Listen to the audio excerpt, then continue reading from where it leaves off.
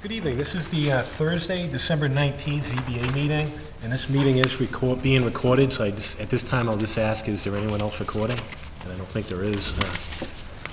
Okay. So we have a 7 o'clock applicant continued from November 21st, Town of Auburn requesting a special permit on the section 4.3.5.1 of the Auburn bylaws, rendering 15% or greater of the lot impervious on property located at 5 through 7 West Street, Auburn, Mass. Good evening. Good evening. My name is Matt Broussard, Broussard Design and Engineering. We're the civil engineers for the school project. Okay. Just to run through last meeting, we kind of presented in a general sense the status of the project and the fact that it was out for peer review with Jeff Walsh from Graves Engineering. They've issued some comments. I believe you have copies of the same. So what I would like to do is just run through real quickly what's being proposed in terms of recharge systems relative to the Aquifer Protection District requirements. Okay. And then run through the comments that Jeff had issued that relate to those systems. And then I'll take whatever questions you guys have. Okay, so the infiltration is being proposed in 2 sections, and if you recall, the original design for the project did not include recharge of pavement runoff due to some original requests that were made by the Water District, which were superseded by a DEP directive. So one of the systems shown here, referred to in the documents as the subsurface detention field, it's a detention/infiltration field, accepts treated runoff from all the paved surfaces from all the main parking lots, access drives, etc. Another field located on the right side of the plan takes runoff from the roof drainage only. They discharge in 2 different directions. The overall capacity of the combined systems is approximately 160, 170% of the corresponding DEP stormwater standard requirement for groundwater recharge. Now, the comments that Mr. Walsh had relative to those systems, if you look on page 4 of 6 of the review letter under stormwater management, there were comments that are related mainly to soil testing for these systems. One of which was related to the primary detention infiltration field located here. There were open test pit evaluations conducted for that system, but due to practical limitations on excavation depth, the open pit portion of the soil evaluation did not reach the proposed bottom of the infiltration field. However, the pits were done to basically corroborate soil borings which were done in this area, which were also submitted for Mr. Walsh's review, that went about 17 feet below the existing grade. The reason that the open pit excavations weren't able to go that deep was because of the material consistency, which is basically a loose sand. Just presented a practical limitation for the open excavation. So what we're going to be proposing in response to that comment is for the open pit excavation to be continued as part of the construction operation in this part of the site once the grades are adjusted and excavation has begun to construct this field. So the second, or number 13, that comment he had regarding infiltration was actually regarding this infiltration field up here, which I didn't mention initially because this field was actually added as an additional means of peak flow control. It was not originally part of the project and is not being accounted for per se in terms of compliance with the recharge requirement, DEP standard number 4. So because this was added after we switched this strategy, it occurred after we had done the testing operation. So there will be additional test pits done for this system. However, again, this field is not required for us to meet the DEP stormwater recharge requirement. So we kind of consider it to be a little bit outside of the scope of review for the Aquifer Protection Special Permit. And number 14 under stormwater management was just some nomenclature that Jeff suggested we make a change to, which we'll respond to. So those are really the There were other coordination, housekeeping type comments regard to the overall stormwater management system, but they're really unrelated to the actual infiltration provisions.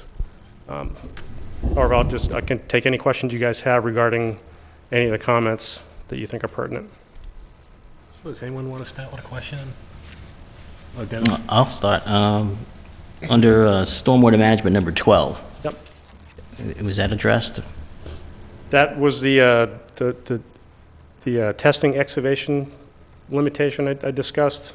There was an open pit excavation that was done, but the existing grade in that area is about elevation 629. So we went down about 10 feet, and just because of the soil consistency, it's loose sand.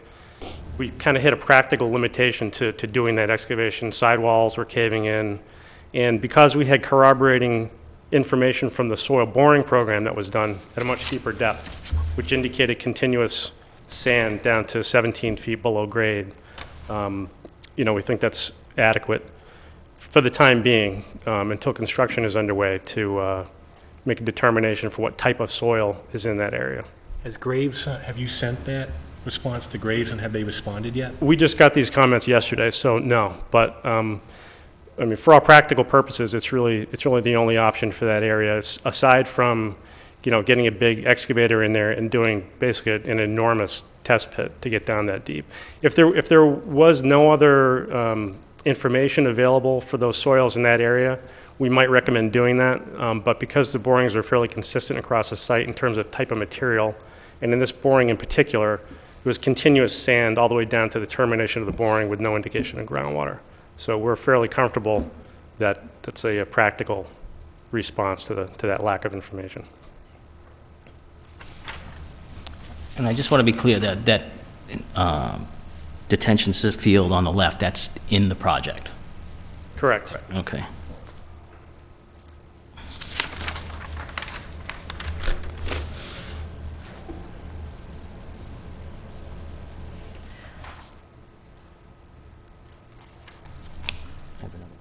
Oh, Okay, yes, through the yep, board, yep. through the chair. Under the zoning bylaws there, for number 2, schedule of parking. If I can interject on that one, we have discussed this with the applicant. They're in the process of putting that application in to be heard about regarding that matter on the January meeting. Okay, So we have identified that, and that is something that will be brought before the board at a separate meeting. Okay, no, I just wanted to make sure, because in Graves, he kind of puts the planning board in there, and it's No, not under it's- their zoning. Correct. Okay. It will be in front of the zoning board for your consideration. And then on Graves, on his 9.4.3.4 on there, it has absolutely nothing to do with, I don't know why you even put that in there. It was A typo? a typo. Okay. Just gonna go through it. All right.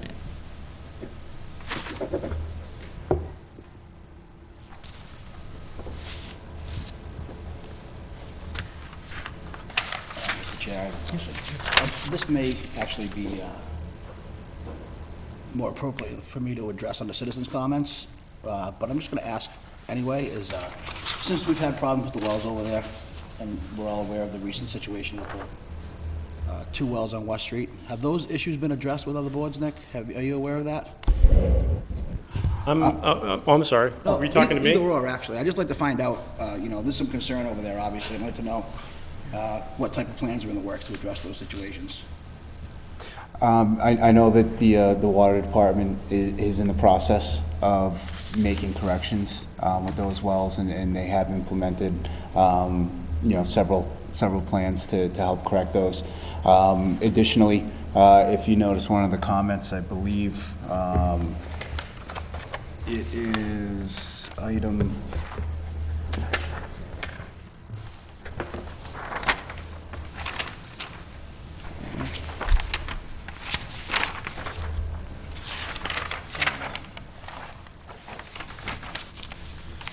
Item number 3 under the zoning bylaws, and this is something that was brought up during our internal meetings too, regarding the use of pesticides and herbicides and fertilizer and whatnot within on the grounds of the school, that it's not allowed in the aquifer district. So that is something that, as internal staff, and regarding with the project team for the middle school, we've already discussed that with them, and we are addressing the concerns of the aquifer.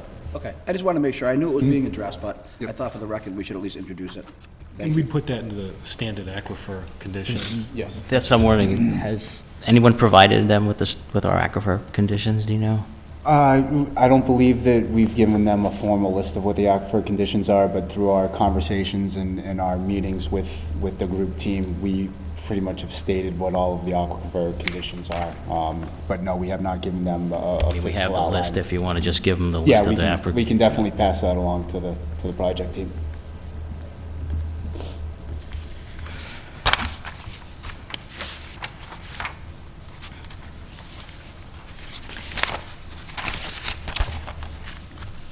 Do you know what your timeline is in terms of responding back to Graves on their recommendations?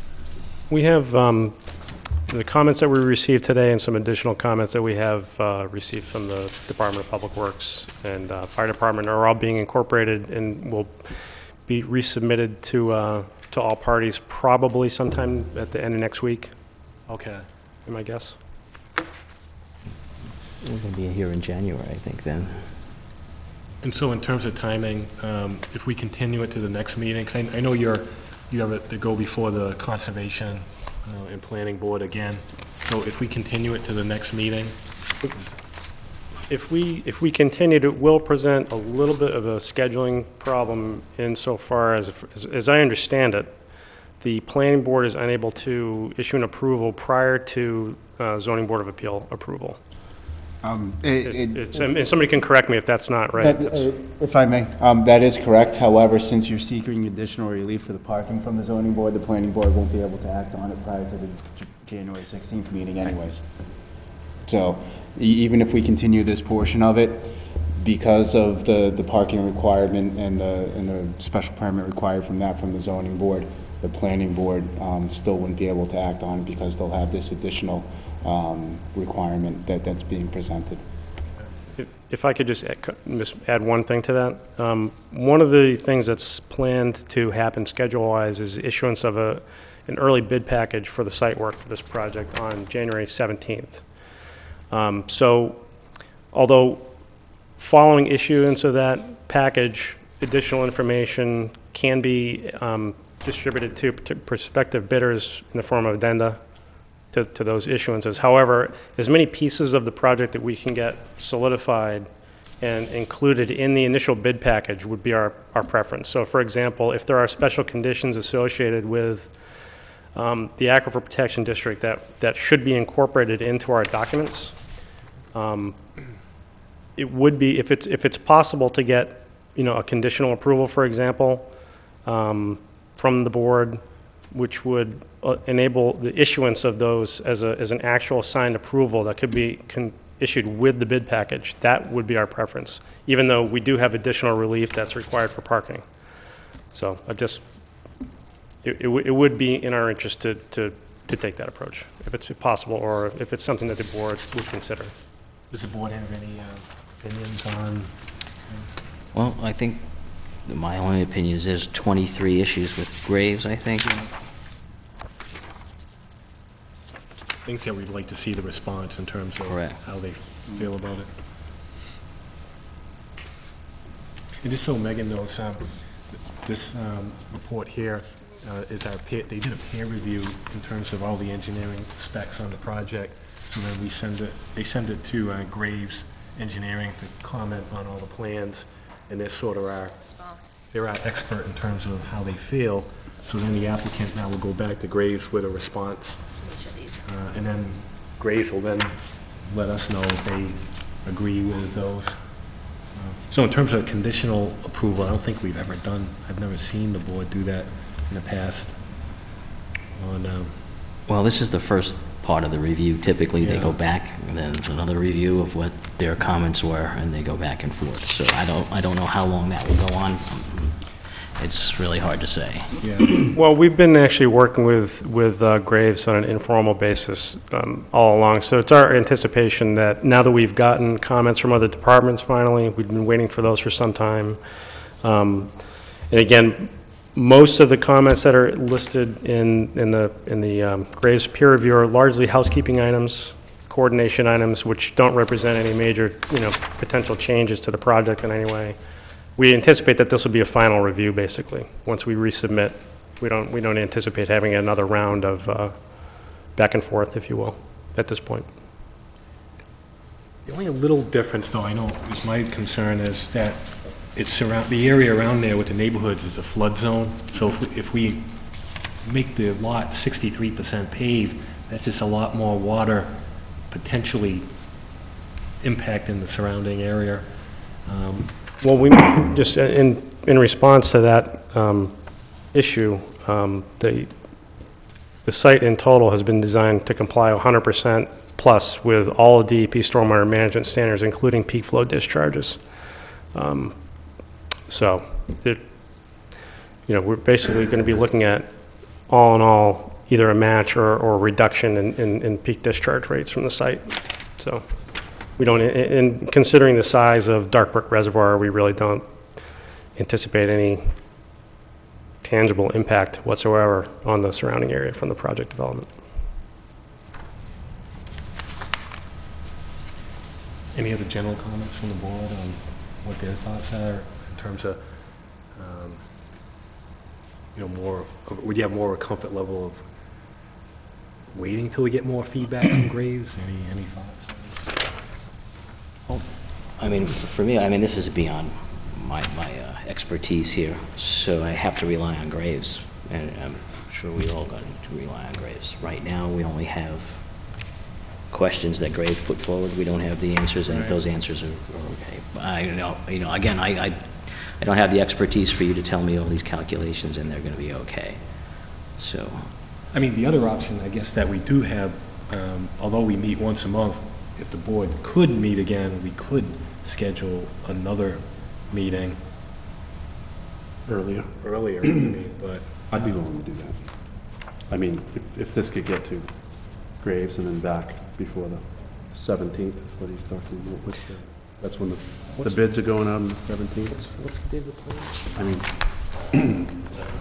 Would you be interested in that? 16th. there's a lot of issues. There's good drainage over there. Right. Sandy soil, the water's going to go down. That brook has a dam also, right? Drain off water in a flood situation.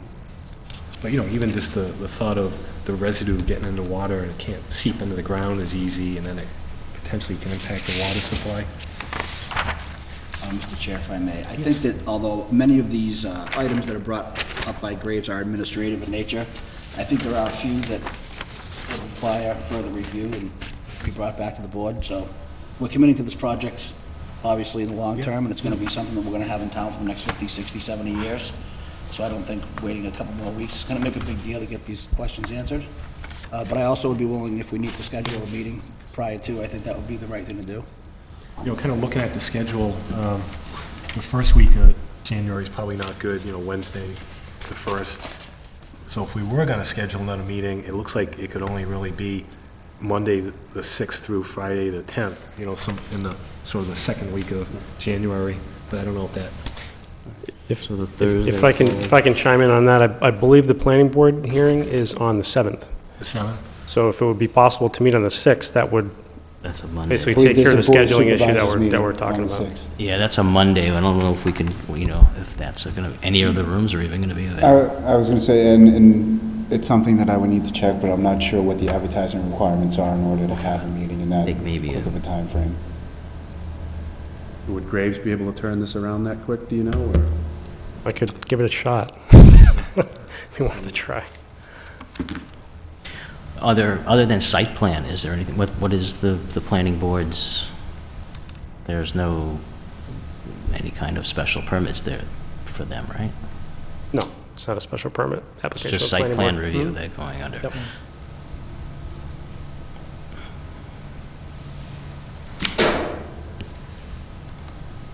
So Nick, is there anything the planning board would have an issue of us, would we hold them up by continuing our meeting? Well, at this point, The way that the process should work is that with somebody, when somebody's seeking zoning relief for a planning project, that prior to the planning board approving a project, they're required to know that the zoning board has granted or denied whatever relief is being sought, because prior to the zoning board making an approval of whatever relief is required, the planning board can't say yes or no, it complies with the conditions that were set. You know, such as the aquifer permit. If you say, no, you can't extend it, now obviously their whole parking configuration, the impervious needs to change because you're not allowing to go over the impervious coverage limit. Similar with the parking situation, you know, if when they present that, if the parking changes, then they may need to redesign their parking configuration. So the reason why the ZBA is required to vote and approve first prior to planning board is because the ZBA decision could entirely change the plan depending on what your decision is. Yeah, it's a tough one, because I think as a board, we don't get a lot of these requests that come in, and I don't think, if we don't feel absolutely comfortable with, based on what Graves is writing, you know, we kind of want to see the end of the story. And I'm sure it's all going to work out. I'm sure it's in all of our interests, but just from the few years I've been on the board, I don't think we've ever really conditionally approved something of this magnitude. But I'm just one member, so No, I agree. I mean, there's a lot of, there's 23 issues, you know, there's a lot of stuff going on, but, yeah. We can get it Nick, to does the Graves. planning board, what's the next, after the 7th, they meet every 2 weeks, or are they meeting every Tuesday? No, I believe they're meeting every 2 weeks.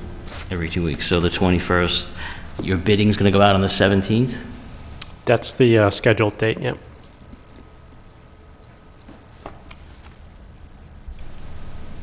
I mean, if We can still do the 9th. I was mean, gonna say, if you're looking at the dates, though, I Yeah. mean, since we've brought it up into the open, as you noticed, as far as the parking special permit, that won't be able to be voted on until the 16th anyway. So at that point, the planning board won't be able to approve anything until the 21st. So if we meet on the 16th, it still gives them time to put the bid out. I mean, if you're gonna go out by the 17th.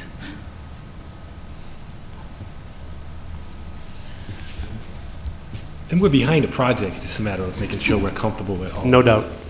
Yeah, just keep the ball rolling. Yeah. We have to come out again. Well, that would be the third Thursday of the month anyway. That's our normal meeting day. I think it's going before conservation again for, and they might have some same issues with peer review as well.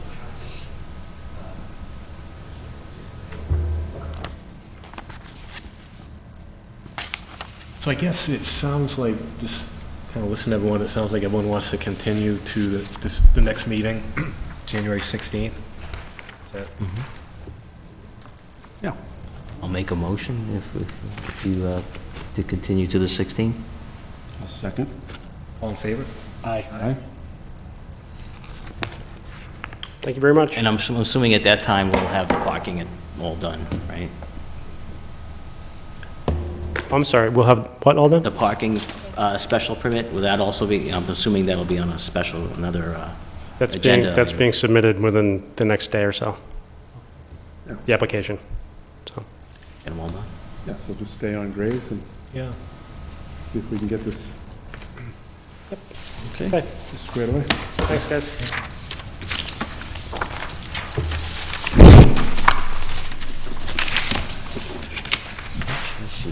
Yeah. Nick, if we could maybe make sure if it's when it comes in that Sheila sends it out, just because of the, I will make sure that everybody gets a copy of it.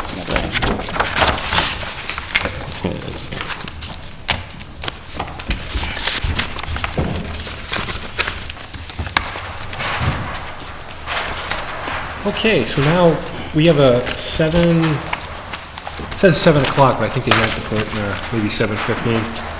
Applicant Stephen Gallant requesting a variance on the section 3.2.2.0 of the Auburn bylaws for a residential home office use, property located at 11 Southwood Street in Auburn. Good evening.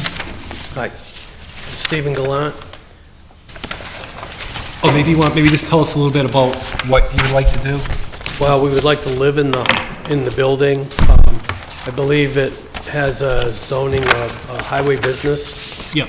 and I was told that you can't live there if it's without a variance. So we want to apply for the variance so that we can rent the house. Okay.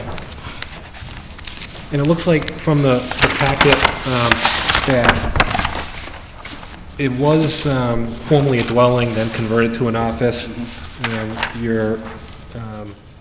you don't plan on any visitors, so there won't be an issue with the parking? No, it has a big parking lot in the back anyway, for anything that I would put in there. Okay. And for Megan, the property, it was grandfathered, it was a dwelling, but then they changed it to highway business, so in the bylaws, which I wasn't aware of, they don't allow residential Right. dwellings. But it was originally, now, 2007, it was changed? Correct. The original property owner actually petitioned to have the use changed to comply with the highway business because they bought it was originally a residential house. They bought the residential house and then converted that house into an office building and petitioned the assessors board to change the classification of that property to commercial. As soon as they did that, it became a complying property per the use table.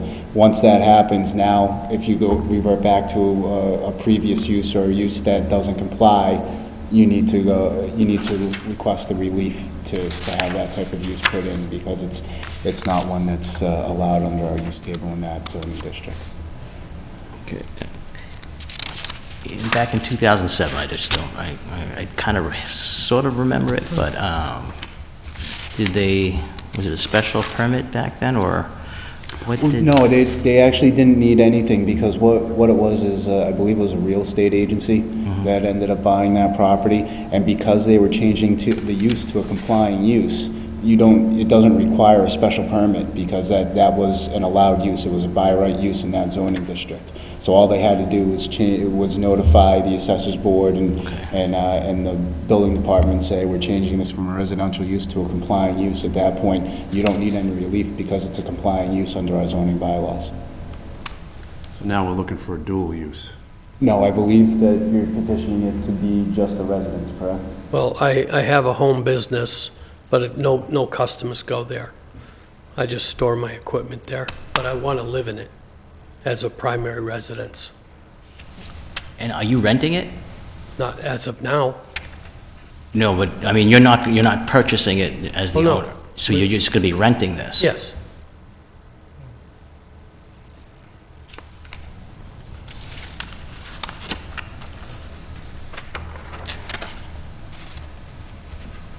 So the zoning won't change. Oh, no, the property will always be zoned highway business. This is just for a use variance. This is not a property zoning change whatsoever, no. Anything on criteria at all for this? Yeah, sure, some.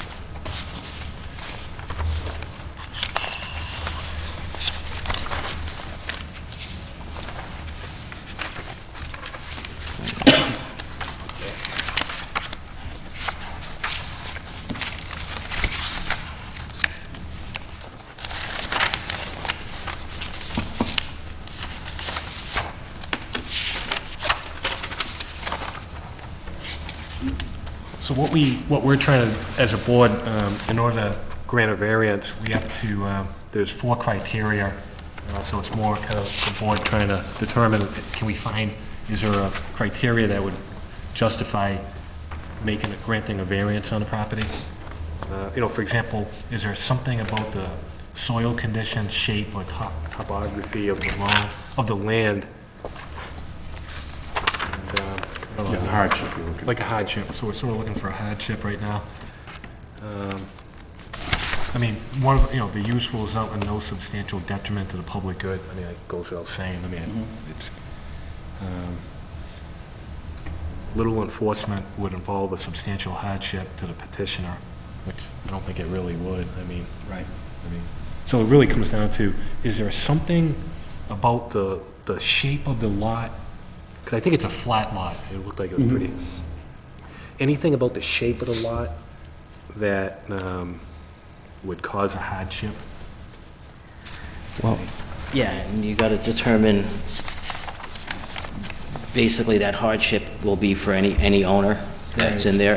And again, it's saying there's something wrong with the lot right now, or the property, that it can't be used for a purpose in highway business. And I'm getting the feeling that it was a rental for highway business. They moved, and now it's going to be a rental for residential. No, the original house was a residential home. Then a real estate agent purchased it to have his office there. Right. And the office closed up, and he had it on the market to sell it. He didn't care, who was going to purchase, as long as it fit whatever the town said it was going to be. And I approached him, knowing that it was a house at one time, and there has been no real interior change from a house. He had a real estate office in there which only required desks and table. So it basically is a house. It's surrounded by residential. By us getting a variance to live there, it's just adding another residence. Yeah, I think what he was trying to say, like, when he changed it in 2007, he made it conforming to the zoning. And now he wants to make it unconforming again. And without a valid reason to do so, other than you're gonna do it. There has to be a reason now that we make it unconforming again. That's the idea of a variance. It's something that's not allowed in the zoning any longer. He, apparently, I think Nick made the determination after so many years, it's an abandoned use of the first residential. So once it's abandoned, it now comes under the jurisdiction of the highway business. Isn't that what the variance is for? Yeah, but there's a criteria to get the variance. You have to basically prove to the board there's something wrong with the land, or something wrong that it can't be used, say, for a real estate office anymore. And our concern is if we grant the variance, if we don't have the right justification, if anyone contests it, then we'll lose, then they'll reverse it. Who's going to contest it turning back into Never know. residence like it already is in the area? Yeah. Unfortunately, he changed it back. I Yeah. mean, that's where you run into the problems, or he runs into the problem as the owner. Right. And just to let you know, I mean, the town meeting votes what's to be in those districts. We don't have the authority to spot zone something without something being, without a reason, actually, of criteria. And it should have been outlined to you when you got your, when you put your application in. Hopefully they, you usually get a package with that outlines the criteria you have to meet. I didn't get anything. Could this come under special permit? No. You made the determination and got abandoned, right? Yeah, yes, because it's We got the letter been here. more than since it was 2006, we're in 2013 now. There were 7 years when it wasn't being used as a residence, so at that point, the residential use had been abandoned. As soon as he petitioned the assessors board and said, I want to use it as commercial, he's abandoning the residential use. So that was something the property owner did on his own volition to abandon the residential use.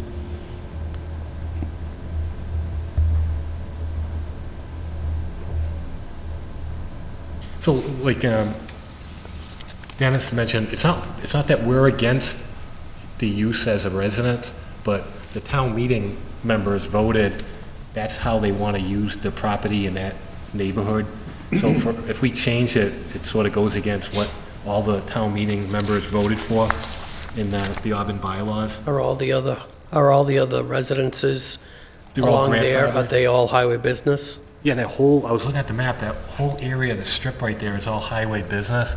So as long as they don't abandon the property, it can stay as a residence. But if and so they're grandfathered in, and that's why they were able to stay a residence. So would you tell me again what the criteria is to change it? Get that? Actually, I don't know, do you want to maybe hand that to the applicant? There's a package that Yeah, there's a package that you get with the application that pretty much explains more than that. I got a piece of paper. On the site, there should have been a full package that came with the application. Yeah. That was filled out. That's given to everybody. That's what and it's really outlined in there what you need to do. So when we get a variance, we have, to approve it, we have to write a decision, which has to go to the town clerk, and those 4 questions right there, we have to be able to write a description on why your request satisfies each one of those items. And that's, we're just trying to be consistent. Well, the third one, the use will result in no substantial detriment to the public good. Oh, I agree with that, but the only Going part to has have to an be all 4 abandoned building. That, as of right now, the building is not occupied. It's, it's in a residential area, at least, it's all residences around it, whatever you have the zoning at, they're still living there. It's a tough area though, because you get a lot of truck traffic in that neighborhood and everything. I know the so- building, I've lived here all my life. We chose that particular spot because we want to stay in town. There's not too many rental houses in town that we would fit into. So normally, the sheet we gave you, especially that top criteria, that's when a lot of the commercial applications would come in, and they try to address it and kind of prepare something to come into the board to help sell that decision. I only see the third one as to, Yeah, you have to, unfortunately, you have to hit all of them. Yeah. There's not 1 out of 3. oh, you don't just pick one of these No. options? You have to pick them all? No, and all the hardships have to relate actually to the land. I think our concern is with the first, right? I Right. think we all agree that the only one that we really have a concern with is the first one. We don't feel like you've met, or at least made your case for the first one. The other 3 criteria, I think we all agree, we don't have a problem with, but it's that first one for us to get over. Just- I don't understand the first one as to what you're asking for. Let me put it this way. Again, there's something wrong, say, with the land, or that the legal use in a highway business can't be used any longer. Not only for, and it doesn't relate to just one person's use, it relates to anyone who would buy that property. You mean like if it was contaminated? Or if there was something why it couldn't be used any longer for an office building, say, that he used it for. Say like the back of the property sloped down and it was a real steep incline, and it would I mean, just there's make- nothing that's changed since the original Yeah, size. I mean, right. you really got to investigate this a little bit, because the variances are really hard to get. Well, I'm disappointed because we mainly, I don't see the logic myself. I'm not into this politics type stuff, but I'm disappointed because of the fact that we would be inhabiting the property, and it would be to the betterment of the town. Well, I don't care what it's zoned at, we would be a better thing than it is now. No, that is true, but you think of it from the other perspective, say you came in and you wanted to use that building for a gas station, and then you could say, well, that's better than a vacant building, but there are a lot of negatives to a gas station. So that's why we try to be consistent, apply the bylaws the same to every property, and the criteria have been established so that we're not biased, so that we evaluate it and vote on. Well, I had a hard time looking for a property that I could fit into. I'm a landscaper. I have a couple of trucks, a couple of trailers. The parking lot fits my needs. I don't have any customers coming to my house. I go to them. But I need a place to store my equipment. And I need it close to where I am. I want to be able to watch it. There's been a lot of theft people stealing landscapers' equipment. So I want to be able to see it, and the type of place that it is has a big sliding glass door in the back where the office used to be. So it gives me a good vantage point. I drive by there every day. I drive by every day, and I see it, and it is a nice lot. But it's not too small for me, Right. you know? We're moving from a bigger house that we're selling to get into a rental. I mean, what you can do, if you want to withdraw without prejudice, and then, or even, you know, go back and think about those criteria to see if there's something we can't think of, if we're missing something. I can't see any way that I can meet the first one. Right, and that's what we're struggling with too, and, because again, we have Hence to the write problem, yeah. Yeah, But I don't think the first one is reasonable for the application that I'm asking for. Yeah, again, we're guided by statute, okay? These are something that the town didn't come up with. These are something the state comes up with. I thought a variance was to take something that's already conformed as to what it is and changing it to something that it's not, but not getting away. It's allowing somebody to do something under the current conditions. A variance is actually something that the town says, and I will use the word, say, heinous, okay? That it doesn't want it in that zoning district. A special permit, something is not as bad, but needs to be permitted. Variance is a no in that area. So, but the state allows, because bylaws, especially by towns, could be a little restrictive, they allow with criteria that you can come before the zoning board and ask for relief from that part of the bylaw. But the state, within that, also put a set of criteria that has to be met in order for us to say, we're going to vote something against what town meeting wants in that area. And that's pretty specific. And those are the conditions that we're looking from, that he's giving you there. Those are actually in state statute there. It's not an Auburn bylaw that you're conforming there. It's for a variance. So you might want to seek some advice on that a little bit on variance itself and what you need to do. But we don't have a lot of time, because when the house is sold, we have to move out. And this has been vacant for a couple of years, and it fits the bill. So, and the real estate agent that owns it would love to have us move in, because he knows we'd be good tenants. But we're between a rock and a hard place. Yeah, unfortunately, If we don't that's not get part in, of the criteria. So I don't have time to come back to meetings and meetings and meetings trying to push this thing through, because it sounds to me like you're saying that there's no way that this is ever going to be a residence, ever. No. Unless it can meet that first criteria. You can't. It's flat ground, there's nothing wrong with it. It was a residence. It still looks like a residence. There's nothing wrong with the place as a residence. You're just saying that the state says, or whoever makes the law, says that you can't have it as a residence anymore. That's town bylaw. If I may, through the chair. One option that I was looking at after hearing the discussions is that it seems that this gentleman is actually going to be running a business also. He does have a landscaping business, which does meet the Could be in there. bylaw requirements. So potentially half the use of the property could be considered conforming. At that point, if the board so chooses, you could look at it and say that we're looking at it from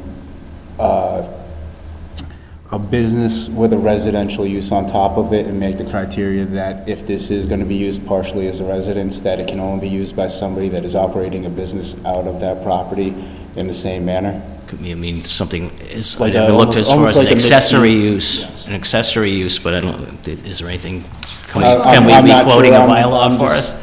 I saw one, 3.2.2.5, I'm not sure if it applies, but combined business and dwelling, which is a special permit, but I didn't know if maybe you'd already thought of that, so. No, and that's when I was looking at that, I I didn't realize that this was a landscaping business and that there was actually, I saw the home business and I wasn't sure exactly what the business was, so I didn't realize that this was something where it could actually conform to the highway business use. So I think I had a note, professional offices would be allowed by site plan approval. And I didn't know it was landscape. Some reason I thought it was an accounting firm, I don't know why, but business service, site plan approval, retail site plan approval. So I don't know, what do you think, Dennis? Well, let's see, let me just look it up. Let's see.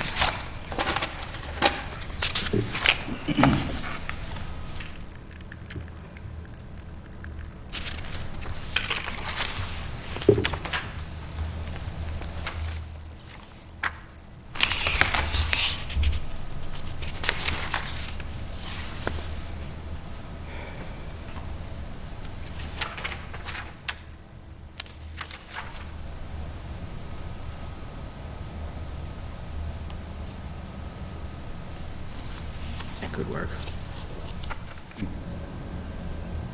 3.2.2.5? And that's by special permit, so at least we wouldn't be attaching anything to the land that after it's sold. It would just be for the use, right? We as can it is. condition it just as long as he's living there and his business is there. Right. With special permit, as soon as he moves out, that special permit goes away. So do I need a motion? I could live with that. Do I need a motion? Well, we have to make a motion to change the filing here. Correct. Now, Jonathan, and I understand that you have a tight time frame yourself, but this is something that we have to do legally so that things won't be appealed and that it gets through by the state. Because we're changing the actual section that this is going to be under, it has to be re-advertised. Unfortunately, the board won't be able to make a decision on that tonight. We discussed that they found an avenue that I believe they feel comfortable with, but legally we have to do a re-advertising of it, so they won't be able to make an actual decision on this until January 16th. Well, that might not interfere with our plans, because we're involved with a time frame on the house as well. So, I mean, would that be okay by the 16th? I believe so, because they've got a date of, the 29th is a transaction, but the house won't be sold at that time. Okay. Yeah, so should we maybe have the applicant withdraw the? No, I don't think, well, yeah, he can withdraw this without prejudice. Correct. Withdraw this without prejudice, and then we'll re-advertise the new application. Okay. If it's okay with the board, I'd make a motion that he doesn't have to pay a filing Right, fee. right, He'll, right. Yep. advertising Yep. yes, but you don't, we're gonna waive, I say we waive the filing fee, so Yep. you don't have to pay again. All right. Save you some money there. We got a motion, is there a I'll second? second the motion, sure. All in favor? Aye. So a motion, again, to have him withdraw without prejudice? Yep. Oh, and then Megan seconded I'll it. second the Okay, motion. that, And then all in favor? aye. So we did it twice. Well, I think one was for the fee. One was the- Oh, that's right, I'm sorry, Okay. you're right, you're right. Right, Megan, that was the first one, it was the fee, right? Yeah, fee, okay. and I second both. Okay, so we withdrew the variance, and now we're gonna have you file a special permit request, which is easier for us Easier, as a yeah, board to approve. Okay. When I came up here the last time, I think I paid like $100 for the application, I believe. I think I put out like $250 for the whole process. So are you saying that I have to pay for another mailing to go to the abutters? Yeah, advertising is the only thing that you'll need to do. I mean, we'll waive the So I have to application fee. advertise too? Yep. Okay, so it's another $150. Yeah, unfortunately, I don't think we can, It's 100, 100? right? Oh, okay. Yeah, the application itself's 100, the advertising's 100. We can waive the 100 application, which we did, but the advertising, we can't. But you won't cost you the 100 for the application. All right. Let's see. And then just the mailing. Yes. And January 16th will be the next meeting. What's that? January 16th. At will be 7:15. The next meeting. Yeah, I think I can live with that. All right, so the process that I would do now is as soon as possible, go to the office and get a application for a special permit? Yeah. Yeah, you got to make sure you get it within the advertising timeframe. Correct. If you would like to meet with me on Monday, I'll be here all day Monday. We're open, the town hall's open late till 7 o'clock. So just come in, I will sit down with you, we'll fill everything out, we'll make sure that we have everything in time for the 16th. Okay. All right. That'd be fine, thank you. I think that'll work. Have a happy holiday. Be careful. Motion to close? Motion to close that hearing? I'm going to make a motion to close? Yeah, I second. Second, all in favor? Aye. I'll take a motion to approve the minutes from November 21st. I'll make a motion to approve the minutes. Second? All in favor? Aye. Nick, were we supposed to sign that, oh, okay, sign? Well, I forgot what it was, yeah, sign. No, that's a good catch, son. I gotta say, here, like this. Do something for me. I would have thought it was received. Oh, it's still on. Yeah, we still have to close the meeting. Yeah. Once we're done signing it. Yeah, because this is on record.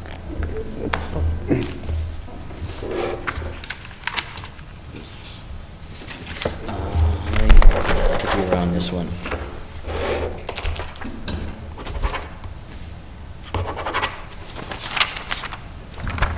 You're not going to get all the signatures.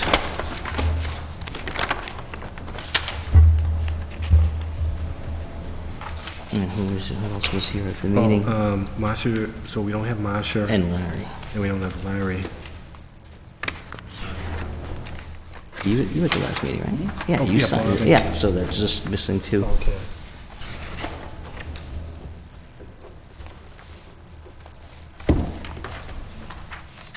Nope. Do it inside. Nick, on this one, we just need, You can have one extra on there, but we need Larry and, Marcia, Marcia. I'll let them know that it's available for signature. Okay, so I'll take a motion to close the meeting. Like I make a motion that we close? Second? Second. All in favor? Aye. Merry Christmas. You too.